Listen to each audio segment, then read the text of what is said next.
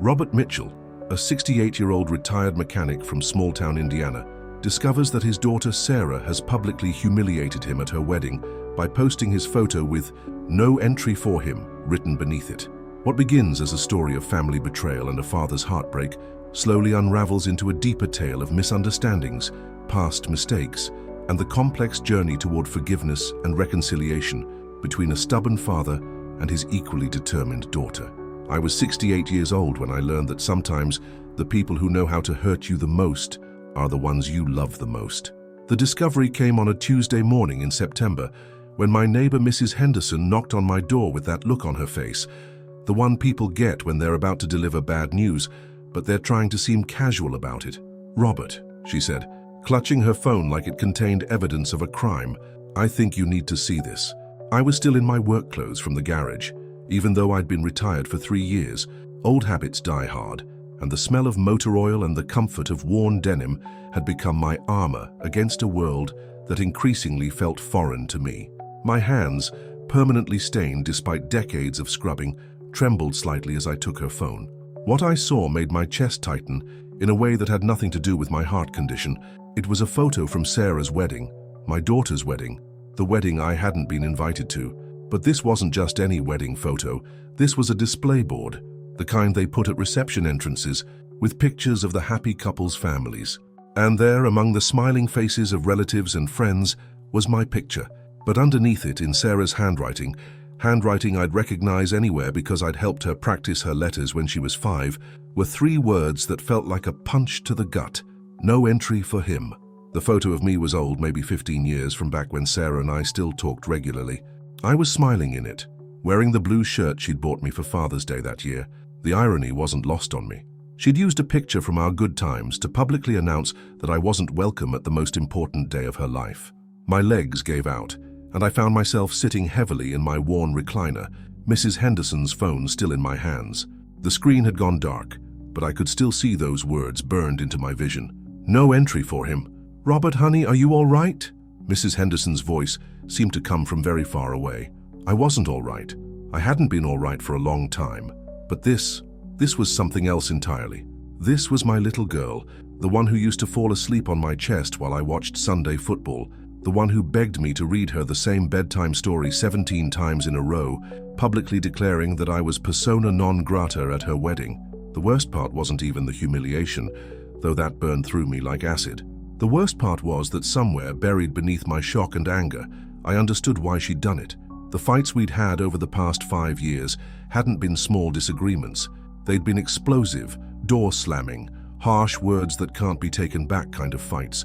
And I knew, with the bitter clarity that comes with age and hindsight, that I'd been just as stubborn and proud as she had been. But to do this, to make me a public spectacle at her wedding, to turn what should have been a celebration into a statement about my failings as a father, that felt deliberately cruel in a way that took my breath away. Mrs. Henderson was still standing in my doorway, wringing her hands. "Someone posted this on Facebook, Robert. It's being shared quite a bit." Of course it was. In a town like ours, where everybody knows everybody and drama spreads faster than dandelions in spring, this would be the gossip of the month.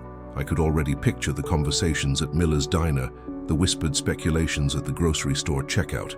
"Did you see what Sarah Mitchell did to her father? That poor man." I handed the phone back to Mrs. Henderson with hands that weren't quite steady. "Thank you for showing me," I managed to say, though my voice sounded strange to my own ears. She hesitated at the door. "Robert, I'm sure there's more to the story than—" "There always is," I cut her off, not unkindly. "There always is."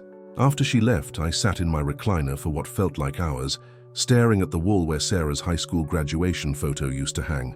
I'd taken it down after our last big fight, when she'd told me I was a bitter old man who couldn't accept that the world had moved on without me.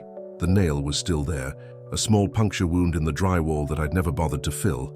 The house felt enormous and suffocating at the same time. 43 years I'd lived here, first with my wife Margaret until cancer took her 8 years ago, then alone after Sarah moved out for college and never really came back.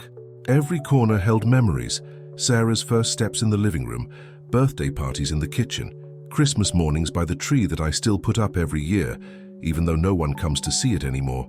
I got up and walked to the kitchen, my joints protesting with each step. Age wasn't kind to mechanics. All those years bent over engines had left their mark on my spine and knees. The refrigerator hummed its familiar tune, and I opened it without really knowing why. Inside were the usual suspects: leftover meatloaf, milk that was probably close to expiring, condiments that I'd had since before Margaret died. On the refrigerator door, held by a magnet shaped like a wrench that Sarah had given me years ago, was the wedding invitation I'd never received but had seen posted online. Someone, probably one of our mutual acquaintances, had shared it on social media, and I'd saved the image like some kind of masochist. Sarah Elizabeth Mitchell and James Robert Sullivan request the honor of your presence. The honor of your presence, except not mine, apparently. I thought about calling her. My phone sat on the counter and I knew her number by heart, even though we hadn't spoken in over a year. But what would I say? What words could possibly bridge the chasm that had opened between us? Especially now that she'd made our estrangement so publicly, so permanently clear. The thing about being a father is that you never stop wanting to protect your child, even when that child is 32 years old and has just humiliated you in front of your entire hometown. Even as anger burned in my chest like heartburn, I found myself worrying about her. Had someone pressured her into this display? Was she happy in her marriage, or was this some kind of cry for help that I was too hurt and proud to recognize? But then I remembered her face during our last fight, the way her eyes had gone cold and distant, like she was looking at a stranger instead of the man who had raised her. "You don't know me anymore, Dad," she'd said. "You don't even try to know me." Maybe she was right. Maybe I didn't know the woman who would put up a photo of her father with "no entry for him" written underneath it. Maybe the little girl who used to crawl into my lap when thunderstorms scared her was gone, replaced by someone who could be deliberately, publicly cruel. I walked back to my recliner, feeling every one of my 68 years in my bones. Outside, I could hear the neighborhood coming to life. Kids getting off the school bus, dogs barking, the familiar sounds of a Tuesday afternoon in suburban Indiana. Life was continuing as normal for everyone else, but for me, everything had changed. The photo had broken something in me that I wasn't sure could be fixed. Not just my relationship with Sarah, which had been fractured for years, but something deeper. My understanding of who I was, of what kind of man I'd been, of whether the years I'd spent trying to be a good father had meant anything at all. If this part has touched your heart, tell me from which part of the world you are listening to this story. I would love to know which city you are joining me from as I share what happened next, because what I discovered in the days that followed would change everything I thought I knew about my daughter, about myself, and about the power of words to both wound and heal. Because this story, this painful, complicated, ultimately hopeful story, was just beginning. 3 days passed before I could bring myself to leave the house. 3 days of staring at the walls, of jumping every time the phone rang, of avoiding the windows when I heard cars pull into driveways. Word had spread, just as I'd known it would. In a town of 8,000 people, news like this traveled faster than a brush fire in August. I'd unplugged the landline after the 5th call from people wanting to check on me, or more likely, to dig for details they could share at the next church potluck or bridge game. My cell phone sat silent on the kitchen counter, and I told myself I was grateful for the quiet. But silence, I was learning, could be its own kind of torture. By Friday morning, I was down to my last can of soup and a half-empty jar of peanut butter. The refrigerator hummed its accusatory tune, reminding me that even hermits need groceries. I stood in front of my bedroom mirror, trying to work up the courage to face the outside world. The man looking back at me seemed older than he had on Tuesday, his grey hair more disheveled, his eyes carrying a weight that hadn't been there before. The drive to Patterson's Market felt like running a gauntlet. I kept my eyes straight ahead, focused on the familiar route I'd driven thousands of times, but I could feel the stares, real or imagined, from other drivers, from people on sidewalks. In my rearview mirror, my own truck looked small and insignificant, carrying a man who'd become the town's latest cautionary tale about family dysfunction. Inside the store, I grabbed a cart with a wobbly front wheel, fitting somehow, and tried to shop quickly. Bread, milk, eggs, the basics. I was reaching for a frozen dinner when I heard her voice behind me. "Mr. Mitchell?" I turned to see Jenny Patterson, the store owner's daughter who'd graduated high school with Sarah. She was maybe 30 now, with kind eyes and the sort of gentle smile that made you want to tell her your troubles. She was also, I remembered with a sinking heart, Sarah's former best friend, Jenny. I nodded, bracing myself for awkwardness or pity. "I've been thinking about you all week," she said, and there was something in her voice that made me pause. Not pity exactly, Something else. Mr. Mitchell, I need to tell you something. About the wedding. About what happened. My grip tightened on the cart handle. I think I know plenty about what happened. No, she said firmly, glancing around the frozen food aisle to make sure we were alone. No, you don't. Can we talk? Maybe over coffee? There's something you need to know. Against my better judgment, or maybe because my judgment had been thoroughly scrambled by the week's events, I found myself sitting across from Jenny 30 minutes later in the back booth at Millie's cafe. The coffee was bitter, but it was hot, and I wrapped my hands around the mug like it was an anchor. Jenny hadn't spoken since we'd sat down. She kept stirring her coffee around and around, like she was trying to find the right words at the bottom of her cup. Sarah didn't put that sign up, she finally said. I blinked. What? The photo with no entry for him written under it. Sarah didn't write that.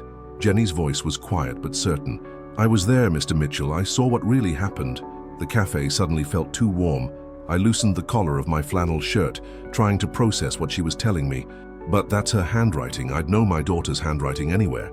Jenny shook her head. It was James's sister, Melissa. She has issues with Sarah, has had them since James started dating her, and she knew about the fights you two had been having. She thought she was being funny, or maybe she thought she was protecting James somehow. But Sarah had nothing to do with it.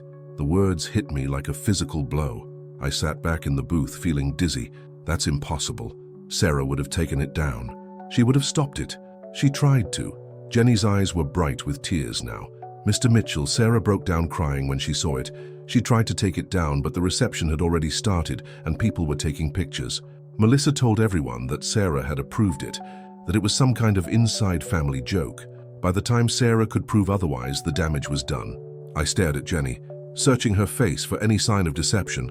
But I'd known this girl since she was in pigtails, and she'd never been a liar.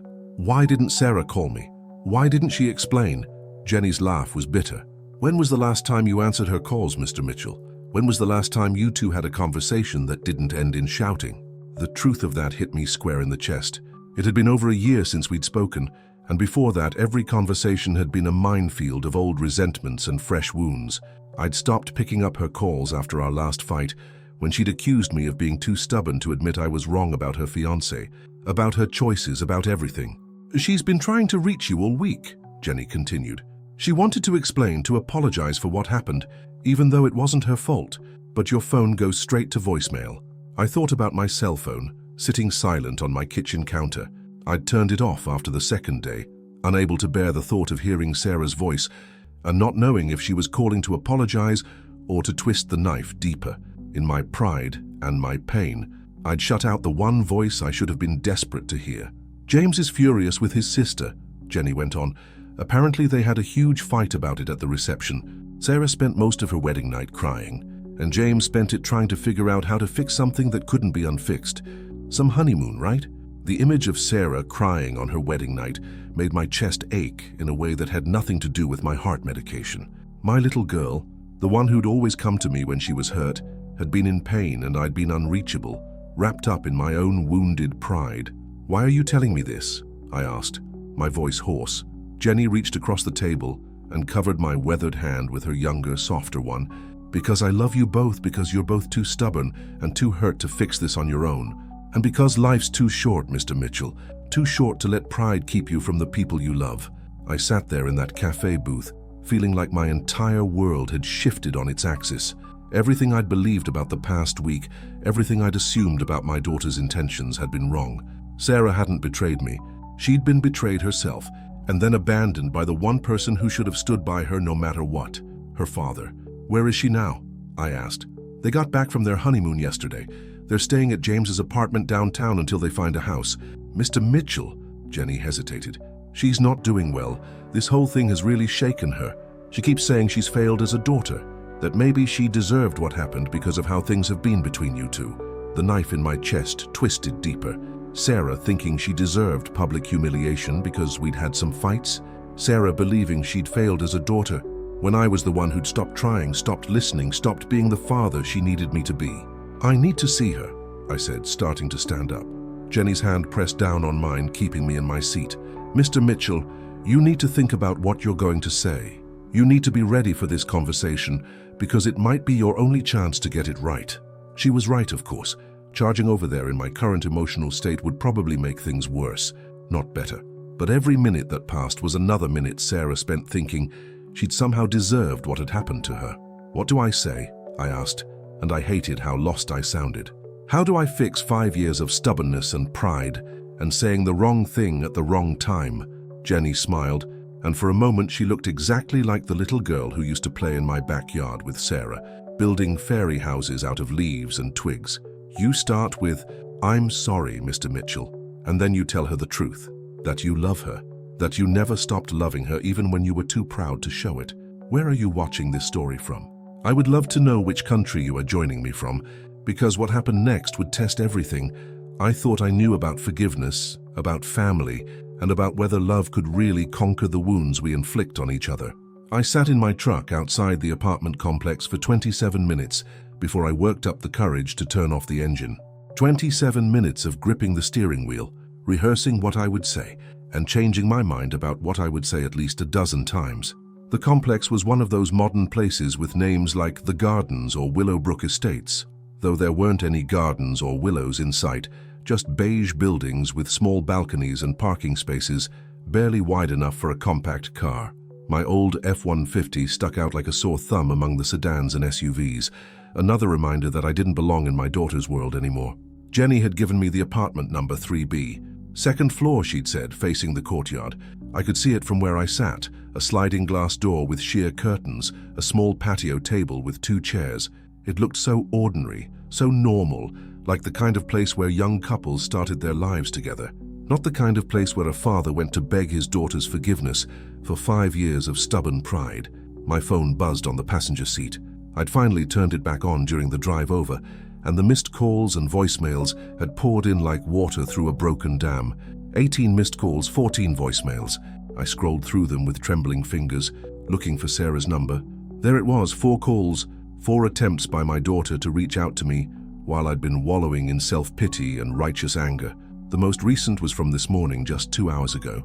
I pressed play on the first voicemail, dated 3 days ago, the day after I'd learned about the wedding photo. "Dad, it's me." Her voice was thick with tears, and the sound of it made my chest tighten. "I know you probably saw the picture by now. I know what it looked like, but Dad, please, I need you to know that I would never..." She took a shaky breath.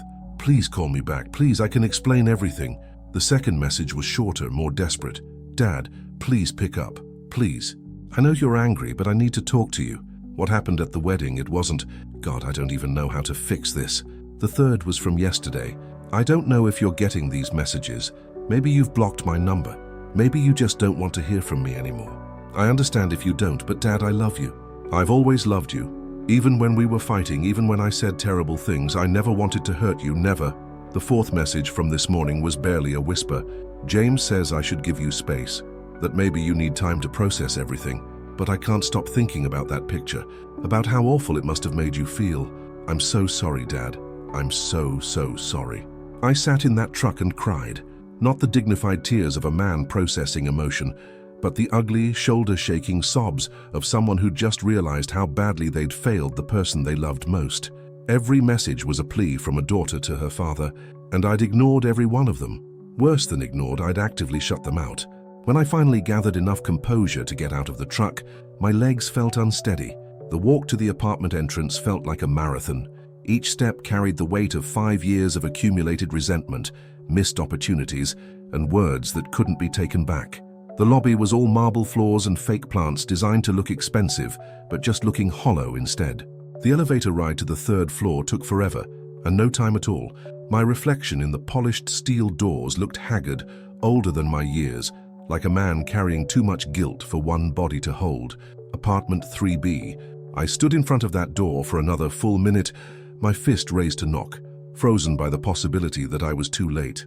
That the damage I'd done by silence, by assumption, by pride, was irreparable. Finally, I knocked. 3 quick raps that echoed in the hallway like gunshots. Footsteps inside, a shadow passing by the peephole, the sound of locks being turned, more locks than seemed necessary for a 3rd-floor apartment in a decent neighborhood. The door opened cautiously, revealing a chain lock still in place, and through the narrow gap I saw my daughter's eye. "Dad!" The disbelief in her voice nearly undid me all over again. The chain rattled as she fumbled to unlock it, and then the door was open. and there she was. Sarah had always looked like her mother, the same dark hair that curled at the ends, the same green eyes that seemed to see straight through to your soul, the same delicate bone structure that made her look younger than her years. But the woman standing in front of me looked tired in a way that had nothing to do with lack of sleep. It was the tiredness that came from carrying too much pain for too long. She was wearing an old Indiana University sweatshirt, one I'd bought her during her freshman year, and yoga pants.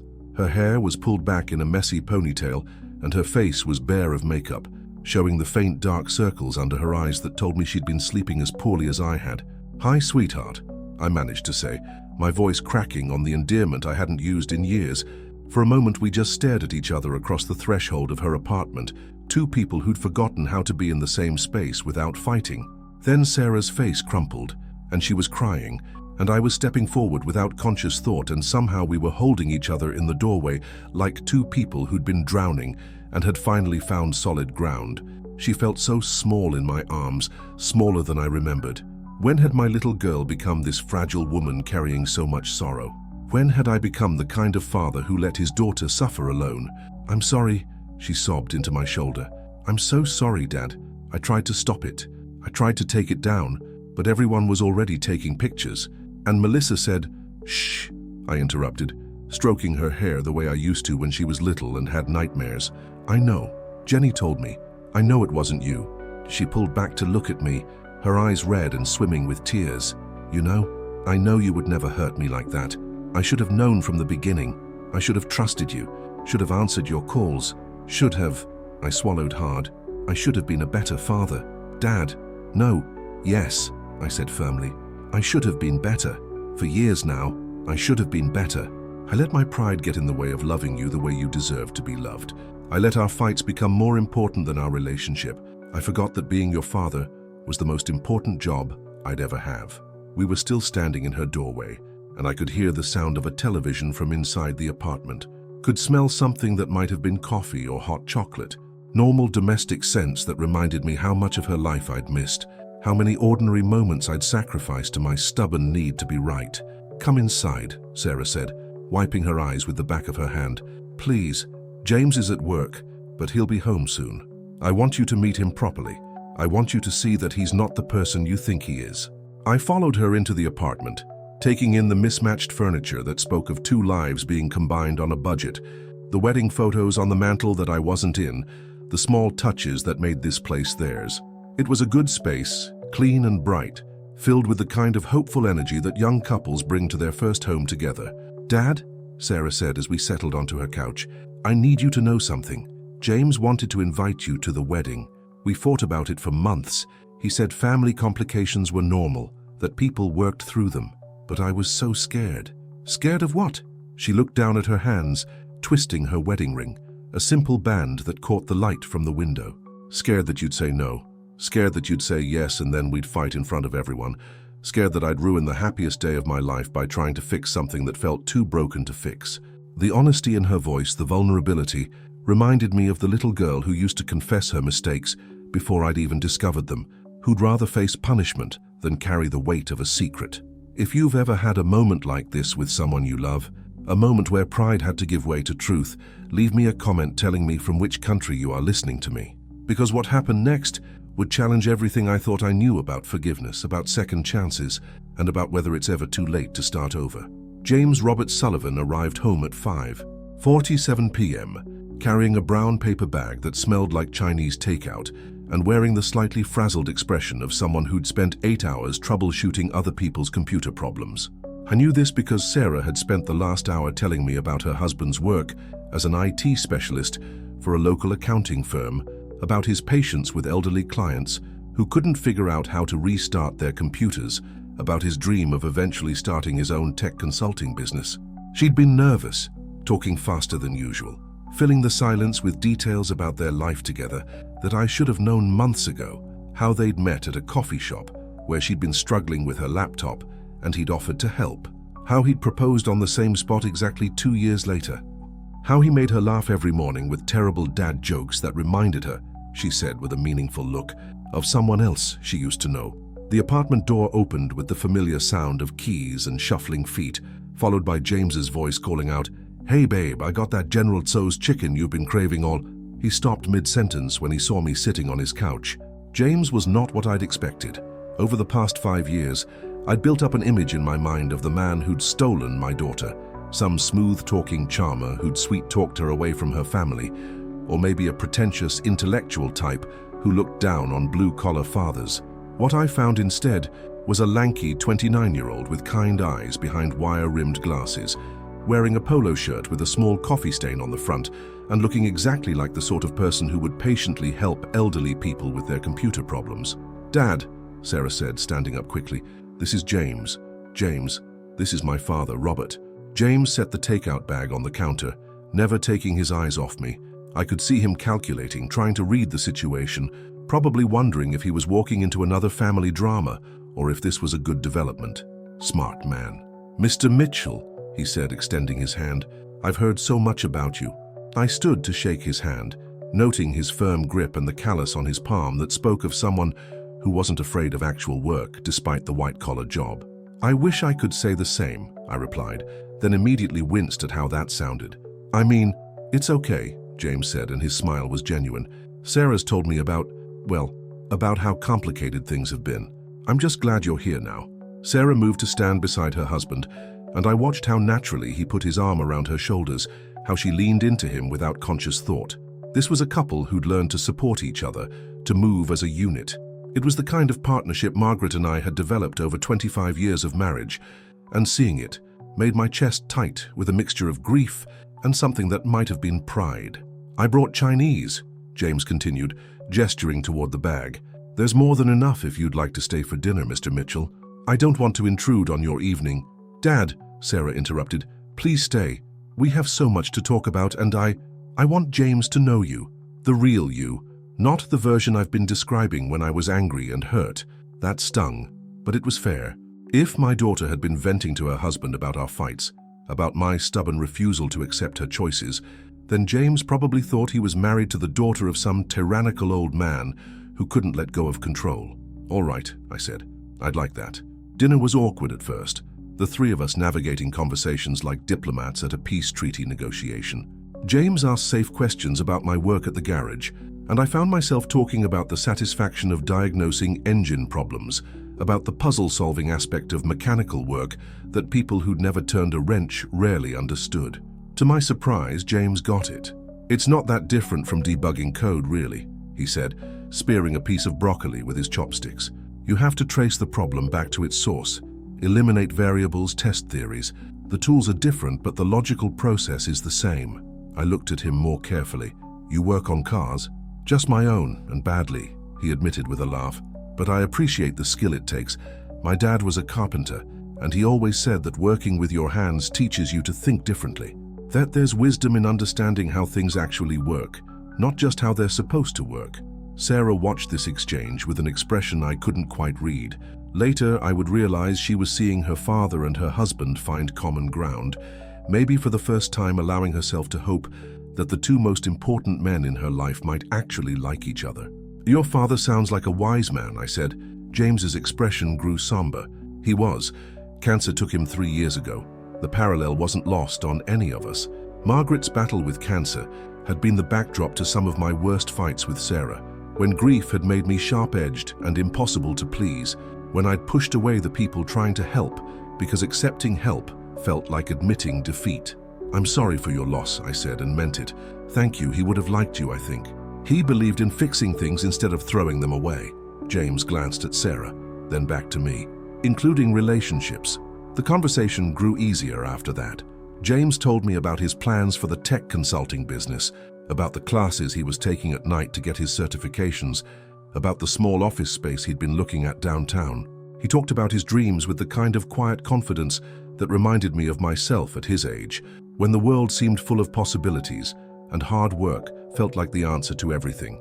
Sarah mostly listened, occasionally adding details or laughing at James's self-deprecating stories about his early disasters in computer repair, but I could see her relaxing, the tension leaving her shoulders as she watched her father and husband discover they actually enjoyed each other's company. It was during dessert, ice cream from their freezer, that James apologized for not being fancier, that the conversation turned to the wedding.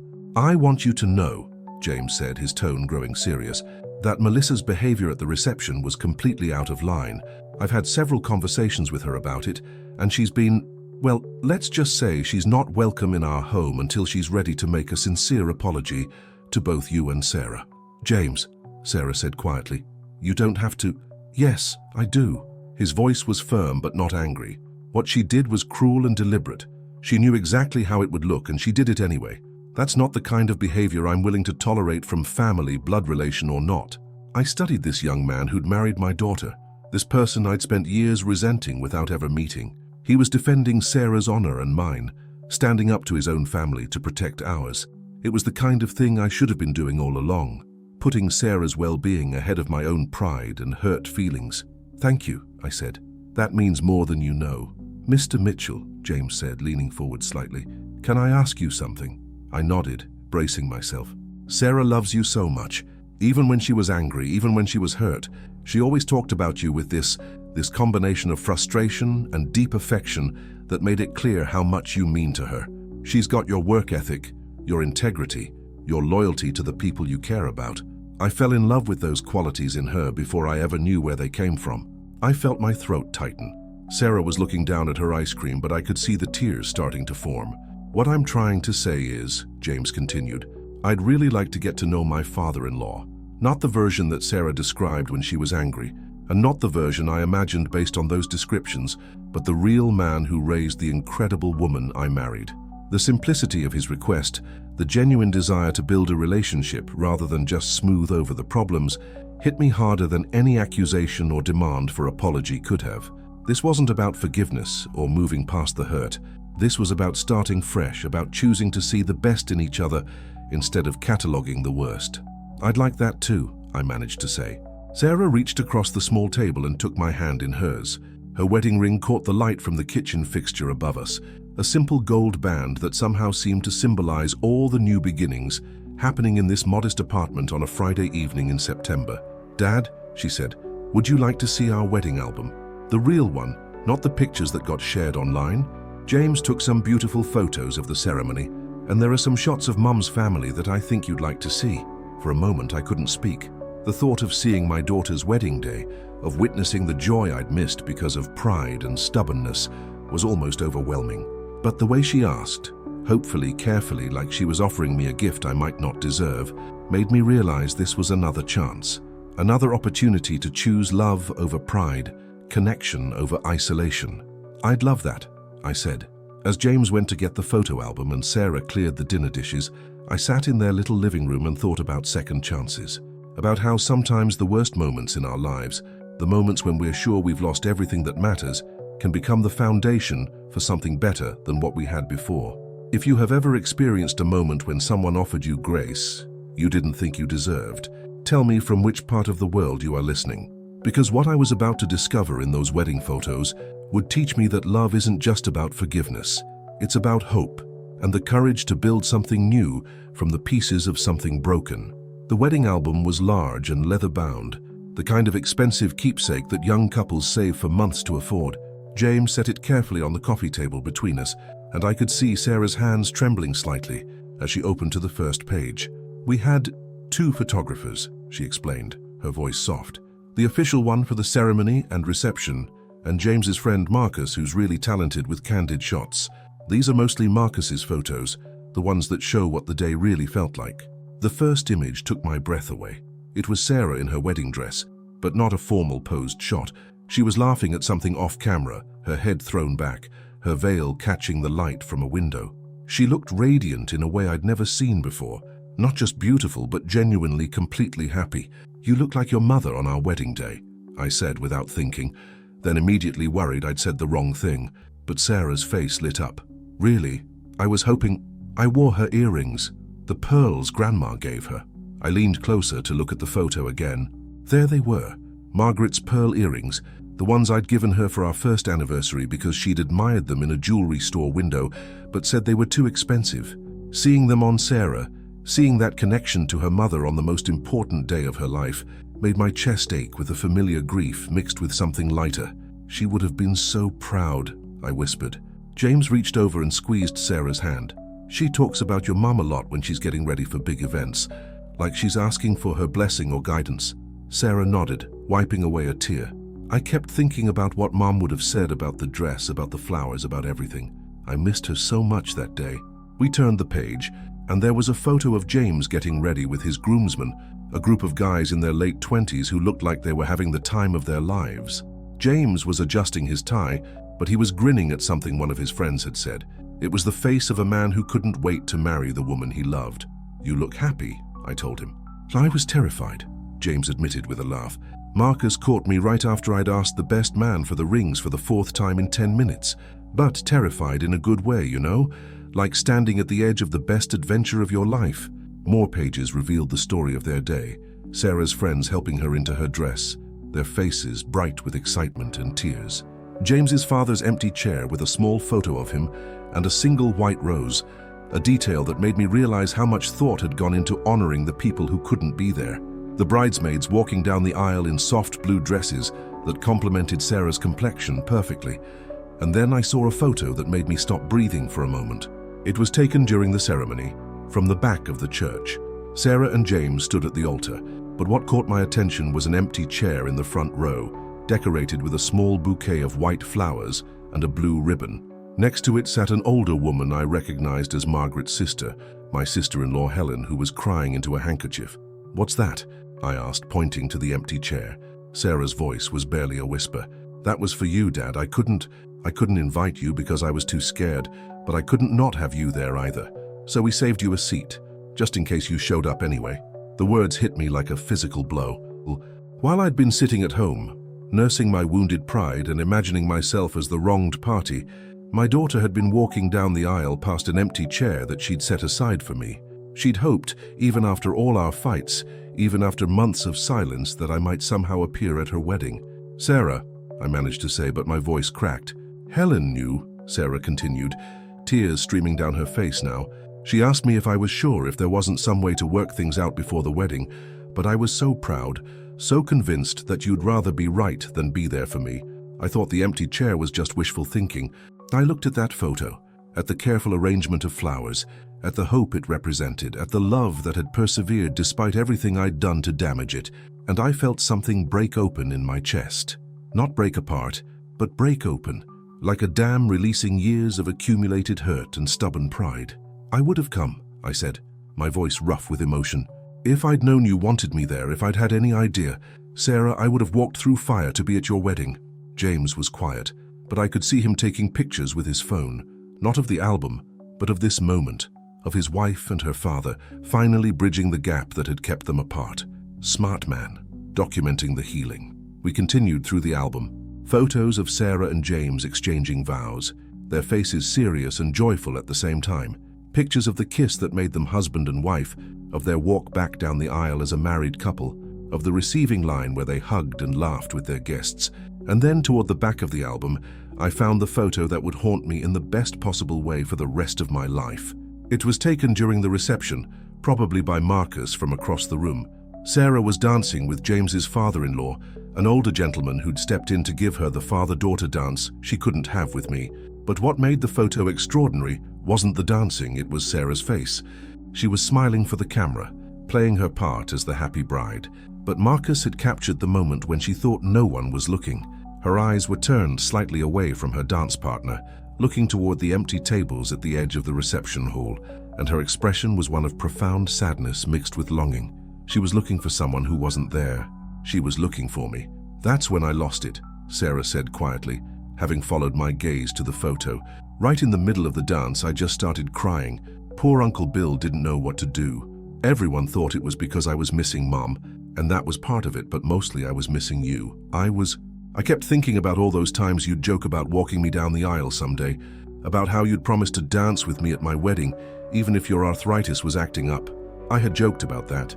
During her teenage years, when boys started calling and I'd pretend to be the overprotective father, I'd tease her about interviewing her dates and walking her down the aisle with a shotgun.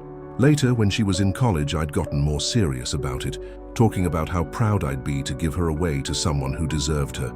All of that had been lost in the fights, in the stubborn silences, in my inability to bend enough to bridge the gap between us. "I'm so sorry," I said, and the words felt inadequate for the enormity of what I was apologizing for. I'm sorry I wasn't there. I'm sorry you had to save me a chair and hope I'd show up. I'm sorry you spent your wedding day missing me when all you had to do was ask, and I would have been there. But that's just it, Dad, Sarah said, turning to face me fully. I couldn't ask. We'd hurt each other too much, said too many things we couldn't take back. I was 25 years old and I still needed my daddy to walk me down the aisle, but I was too proud and too scared to admit it. The three of us sat in silence for a moment, the weight of missed opportunities and accumulated hurts settling around us like dust. But it wasn't the heavy, suffocating silence of resentment. It was the quieter, more hopeful silence of people who were finally seeing each other clearly. James cleared his throat gently. Sarah, he said, show him the last page. Sarah flipped to the very back of the album, to a page I assumed would be blank or maybe contain a few reception photos they hadn't had room for elsewhere. Instead, I found a single photograph that made no sense at first. It was a picture of me, taken at Sarah's college graduation 5 years ago. I was standing next to her in my best suit, the one I'd bought specifically for the occasion, my arm around her shoulders, both of us grinning at the camera. It was from before things got really bad between us, back when we still knew how to be happy together. But this photo had been altered somehow. Someone had carefully photoshopped Sarah's wedding dress onto her graduation gown and added a soft focus effect that made the whole image look dreamlike, almost like a professional wedding portrait. I had this made a week after the wedding, Sarah said softly. I know it sounds crazy, but I needed to see what it would have looked like if you'd been there. If we'd been able to get past all the hurt and just be father and daughter for one day.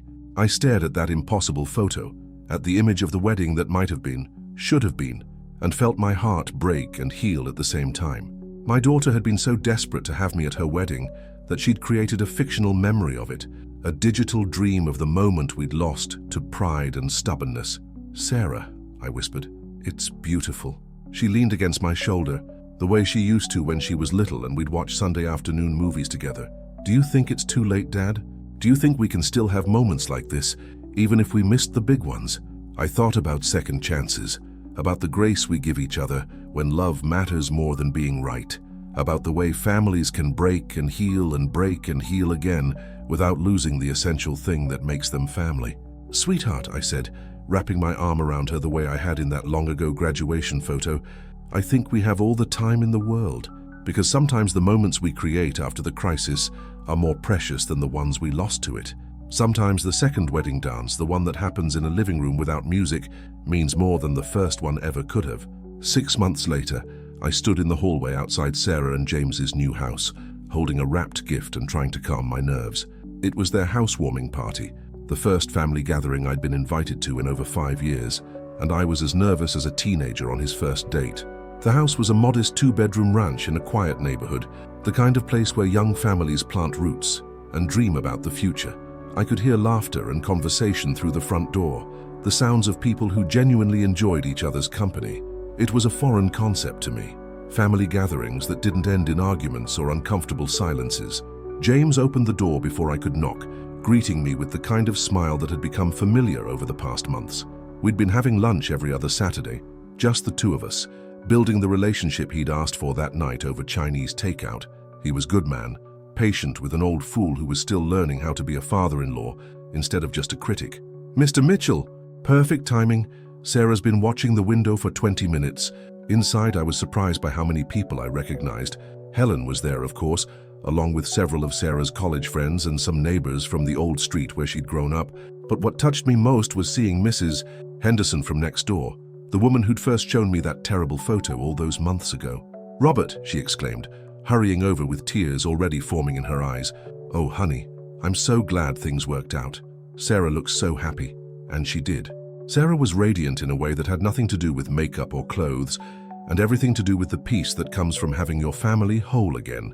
She was wearing a simple blue dress and the pearl earrings that had been her mother's, and when she saw me, her face lit up like Christmas morning. Dad, you made it! The ease with which she said it, Dad, still caught me off guard sometimes. For months after our reconciliation, there had been careful politeness between us, both of us afraid to assume too much, to push too hard. But gradually, naturally, we'd found our way back to the comfortable intimacy of people who'd known each other forever. Wouldn't miss it for the world, sweetheart. The party was everything a housewarming should be. friends admiring the new furniture, James giving tours of his home office setup, Sarah showing off the garden space where she planned to grow vegetables like her mother used to. I found myself in conversations I'd forgotten I could have, talking about normal things with people who didn't see me as the stubborn old man who'd missed his daughter's wedding. It was during one of these conversations that Sarah appeared at my elbow, holding 2 glasses of wine. "Dad, can I steal you for a minute? Can I?" She led me out to the back patio, where string lights James had hung created a warm, intimate atmosphere, despite the cool April evening. We sat on the porch swing he'd installed, specifically because Sarah had mentioned loving the one at her childhood home. "I have something for you," she said, reaching into her purse to pull out a small, wrapped package. Inside was a photo frame, and in the frame was the impossible wedding picture, the one where someone had carefully photoshopped us together, creating the moment we'd lost to pride and stubbornness. But this version was different. Someone had worked on it further, making the editing seamless, professional. It looked like a real memory instead of a digital dream. "I had it redone," Sarah said quietly. "I wanted you to have it. I know it's not real, but it feels real," I finished, studying the image of the father and daughter who'd found their way back to each other. "It feels like the truth of who we are, even if it's not the truth of what happened." Sarah leaned against my shoulder, and for a moment we swung gently in comfortable silence, listening to the sounds of the party inside and the evening sounds of suburban life around us. "Dad, do you ever wonder how different things might have been if Mom hadn't gotten sick? If we hadn't been dealing with grief on top of everything else?" I'd wondered about that a lot, actually. Margaret's illness had made me defensive and angry, pushing away help when I needed it most, including Sarah's attempts to be there for both of us. But I'd learned something over the past months about the difference between explanations and excuses. "I think your mother would have kicked both our stubborn asses a lot sooner," I said, making Sarah laugh. "But you know what? I'm not sure the father I was 5 years ago could have appreciated the daughter you are now. Maybe we both needed to lose each other for a while to understand what we really had." From inside the house came the sound of James putting on music, something soft and jazzy that drifted through the open patio doors. Without really thinking about it, I stood up and extended my hand to Sarah. "Would you like to dance?" Her eyes filled with tears, but she was smiling as she took my hand. "I'd love to." We danced on that small patio, father and daughter, to music that wasn't a wedding song but felt like one anyway. My arthritis made me less graceful than I'd once been, and Sarah had to adjust her steps to accommodate my slower pace. But it didn't matter. We were having the moment we'd missed, the dance that should have happened 6 months ago but was somehow more meaningful happening now. Other people from the party drifted out to watch, James with his phone, documenting this moment like he'd documented our reconciliation over the wedding album, Helen wiping away tears, friends who understood they were witnessing something precious and rare. "Thank you," Sarah whispered as the song wound down. "For what? For coming back, for trying, for being brave enough to love me even when we didn't know how to talk to each other anymore." I held her a little tighter. This daughter who'd saved me a chair at her wedding even when she was too afraid to invite me, who'd created impossible photographs because she needed to believe we could still be father and daughter. "Thank you for not giving up on us," I replied. As we swayed together in the string lights and the music, I thought about second chances and the courage it takes to love people who've hurt you, about the way families break and heal again, but the love underneath it all remains constant, waiting for us to be brave enough to reach for it again. The photo in the house showed the wedding dance we never had. But this dance, this moment on an April evening surrounded by the life Sarah and James were building together, felt like the real one, the one that mattered, the one that was ours. Because sometimes the best moments aren't the ones we plan or the ones we photograph. Sometimes they're the quiet ones, the second chances, the dances that happen when we finally stop being afraid of each other and just choose love. If you've ever experienced the grace of a second chance with someone you thought you'd lost forever, I hope you'll share with me what country you're listening from. Because this story, our story, is about the power of love to survive our worst mistakes and create something beautiful from the broken pieces we thought were beyond repair. The dance ended, but the love story? That was just beginning again.